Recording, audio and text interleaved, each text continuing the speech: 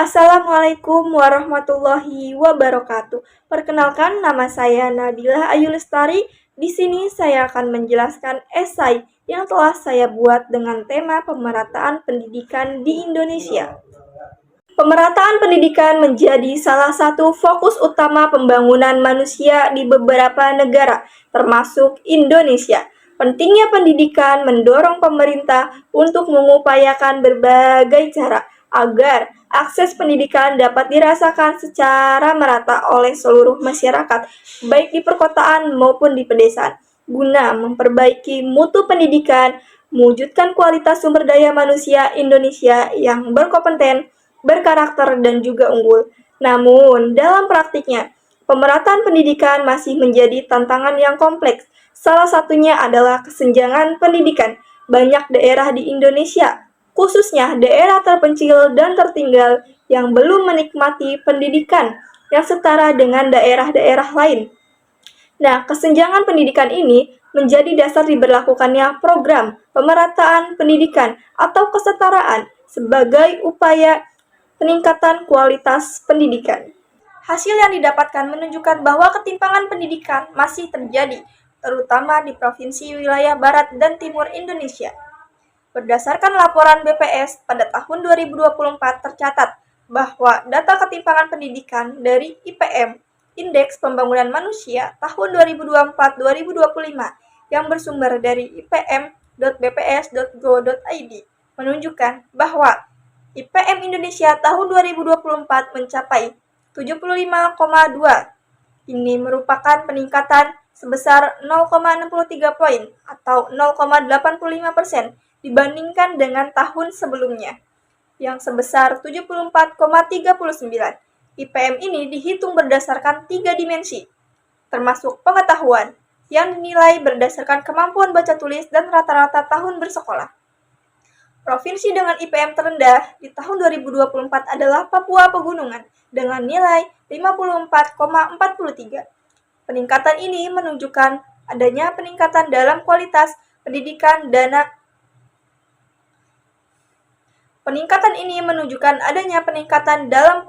pendidikan dan pengetahuan masyarakat Indonesia. Masalah atau isu yang terdapat pada pemerataan pendidikan di Indonesia. Yang pertama, dari segi kesenjangan akses, dilihat dari kondisi geografis. Letak problem pendidikan di Indonesia tidak merata melihat keresahan publik karena kesusahan dalam mengakses pendidikan. Dapat diambil contoh masyarakat pedalaman ataupun pedesaan atau daerah-daerah 3T. Kesulitan untuk mengakses pendidikan karena berbagai macam faktor. Misalnya yang kedua, dari kondisi sosial dan juga ekonomi. Keluarga dengan kondisi ekonomi yang baik cenderung memiliki sumber daya yang cukup untuk mendukung pendidikan anak-anak mereka, termasuk akses ke sekolah yang berkualitas, bimbingan belajar, dan bahan pendidikan tambahan. Sebaliknya, keluarga dengan kondisi ekonomi yang kurang mampu seringkali menghadapi kendala dalam menyediakan kebutuhan pendidikan yang memadai bagi anak-anak mereka. Banyak anak yang menjadi putus sekolah karena faktor ini. Didapatkan fakta dari Badan Pusat Statistik atau BPS yang memberikan angka anak tidak sekolah menurut jenjang pendidikan. Pada jenjang sekolah dasar, tahun 2022 mencapai 0,71. Pada tahun 2023 mencapai 0,67. Kemudian pada jenjang SMP, tahun 2022 mencapai 6,94. Pada tahun 2023 mencapai 6,93. Pada jenjang SMA, tahun 2022 mencapai 22,52. Pada tahun 2023 mencapai 21,61. Tiga faktor kualitas pendidikan yang tidak merata, meliputi kualitas guru. Di Indonesia, ketersediaan tenaga pengajar tersebut masih menjadi masalah, sehingga pemerataan pendidikan tidak dapat tercapai. Situasi ini sangat mengkhawatirkan, terutama di daerah terpencil, di mana jumlah tenaga pendidik tidak mencukupi. Banyak faktor yang menyebabkan rendahnya tenaga pendidik berkualitas di daerah tersebut. Berdasarkan faktor tersebut, didapatkan fakta yang sejalan dengan Wakil Ketua Komisi 5 DPRD Provinsi Jawa Barat, Yomanius Untung menyebutkan bahwa terdapat kekurangan guru dan maraknya terjadi di daerah pedesaan lantaran tidak meratanya pembagian tenaga pendidikan. Selain fakta yang dijelaskan oleh Wakil Ketua Komisi 5 DPRD, terdapat juga fakta dari data BPS Badan Pusat Statistik menunjukkan bahwa jumlah guru di Indonesia pada tahun ajaran 2022-2023 sekitar 3,37 juta orang, meningkat 2,70% dari tahun sebelumnya. Namun, data dari Kemendikbudristek memperkirakan bahwa Indonesia kekurangan sekitar 1,3 juta guru pada tahun 2024 yang disebabkan oleh pensiun guru dan belum terpenuhinya kebutuhan guru.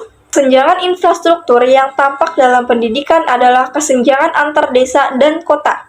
Masalah infrastruktur pendidikan masih terdapat banyak fasilitas-fasilitas sekolah yang sangat buruk dan tidak layak, terutama di desa-desa atau pelosok. Dampak kesenjangan pendidikan di Indonesia jika tidak segera diatasi akan berdampak yang pertama, pada menghambat suatu negara untuk maju dan berkembang. Hal ini termasuk dalam rendahnya kualitas sumber daya manusia. Kesenjangan pendidikan menyebabkan sebagian besar masyarakat tidak memiliki akses terhadap pendidikan yang berkualitas. Hal ini berakibat pada rendahnya tingkat literasi, numerasi, dan keterampilan yang dibutuhkan untuk bersaing di dunia kerja. Negara akan kekurangan tenaga kerja yang berkompeten dan inovatif, yang esensial untuk pertumbuhan ekonomi. Dampak yang selanjutnya adalah kesenjangan sosial. Ketimpangan pendidikan juga dapat memperburuk kesenjangan sosial antar kelompok dalam masyarakat. Individu atau kelompok dengan akses terbatas terhadap pendidikan seringkali tidak mendapatkan kesempatan yang sama untuk memperbaiki kondisi sosial ekonominya. Hal ini akan menciptakan kesenjangan yang lebih dalam dan tidak kestabilan dalam masyarakat. Dampak yang selanjutnya adalah tingginya tingkat pengangguran. Ketidaksetaraan dalam pendidikan juga berdampak pada tingkat pengangguran yang tinggi di kalangan penduduk yang hanya memiliki pendidikan rendah. Mereka cenderung memiliki keterampilan yang kurang sesuai dengan tuntutan pasar kerja yang kompleks. Akibatnya, mereka kesulitan memperoleh pekerjaan yang layak dan berpenghasilan tinggi, sehingga terjadi kemiskinan dan dapat membuat lingkaran kemiskinan.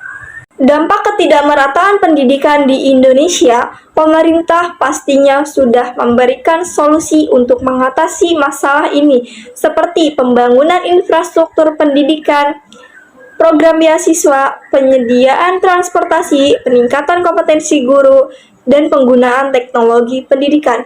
Meskipun pemerintah telah memberikan kontribusi besar dalam mengurangi ketimpangan pendidikan, terutama di daerah 3T, tantangan sudah pasti tetap ada. Beberapa di antaranya termasuk keterbatasan anggaran, geografis yang sulit, dan masalah sosial ekonomi.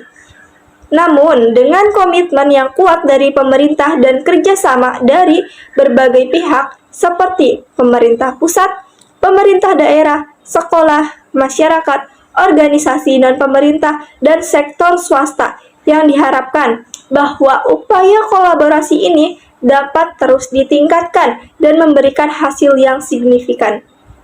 Dengan terus memperkuat dan mengembangkan program-program yang sudah dirancang oleh pemerintah, diharapkan ketimpangan pendidikan di Indonesia dapat semakin dikurangi, memberikan kesempatan lebih adil bagi seluruh anak bangsa untuk meraih masa depan yang lebih baik. Dapat disimpulkan dari penjelasan saya sebelumnya, pendidikan tidak memandang sesuatu hal. Nah, kesetaraan akses dalam pendidikan kita memastikan bahwa semua anak, terlepas dari status sosial ekonomi, ras, geografis mereka memiliki akses yang sama terhadap kesempatan pendidikan, bantuan keuangan bagi keluarga berpenghasilan rendah, dan peningkatan fasilitas pendidikan di daerah tertinggal merupakan bagian dari upaya ini. Tujuan pembangunan berkelanjutan atau SDGs memasukkan pemerataan pendidikan sebagai salah satu bentuk pembangunannya.